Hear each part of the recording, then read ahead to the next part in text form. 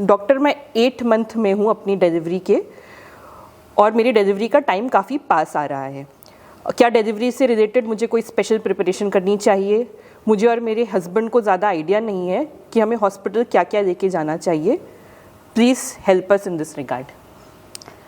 It's very natural to get hyper when the delivery date is coming soon. I would just say, first of all, जो चीज़ आपको mind में रखनी है वो है कि पैनिक मत करो. It's a natural process. It will happen on its own. Just go with the flow. So don't take any stress that what exactly will happen in the hospital. Now coming on to what we should carry to the hospital, it's a very, very important thing, you know, which from the very first day parents start thinking. आपने shoppings तो शुरू कर ही दी होंगी जैसे ही आपको पता लगा होगा आप प्रेग्नेंट हो, बट फिर भी एंड मोमेंट तक ये कन्फ्यूजन रहता ही है कि मैं हॉस्पिटल का बैग कैसे पैक करूँ.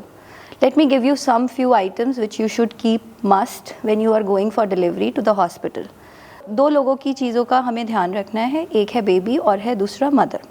अगर मैं बेबी की बात करूँ, बेबी के लिए बहुत इम्पॉर्टेंट है कि हम उसके लिए उसकी caps, mittens, socks, normal soft कपड़े, कई फैमिलीज़ में नए कपड़े नहीं पहनाए जाते हैं, तो किसी भी पुराने बेबी के किसी के कपड़े हैं तो उसको अच्छे से वॉश कर लो, धो लो और उसको पैक कर लो.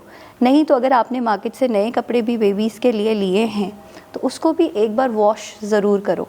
सो बेबी के normal soft clothes, cotton clothes preferably is very important.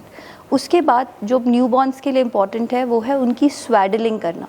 स्वैडलिंग is जो हमने देखा है काफ़ी बच्चों को रैप करके रखते हैं, सो स्वॉडल्स मिलते हैं मार्केट में, वो आप कैरी करो. Then diapers, you know, initially you might say कि मुझे डाइपर्स नहीं पहनाने, बट इमरजेंसी के लिए वो आपके पास होने चाहिए. अगर आप डाइपर्स नहीं यूज़ करना चाहते हो तो लंगोट्स, जो कि बहुत कॉमन है, वो आपको बेबी के लिए कैरी करने चाहिए. If I talk about mother's, you know, the new delivered mother, उनके लिए मैटर्निटी गाउन्स जो हैं वो बहुत इसेंशियल होते हैं. मैटर्निटी ब्रास जो है वो बहुत इसेंशियल है ताकि वो फीड कर सके properly. You know, it's also important to keep loose cotton clothes, because हो सकता है नॉर्मल डिलीवरी हो सकता है सी सेक्शन हो, किसी भी तरह की डिलीवरी हो रही है, it is very important to keep loose clothes. And then very important, post delivery जो है मदर्स को 1.5 मंथ्स के लिए कुछ डिस्चार्ज, ब्लीडिंग टाइप के इश्यूज़ होते हैं. सो sanitary pad is also something which a mother should carry immediately for post delivery thing. Book your appointment on Pristine Care.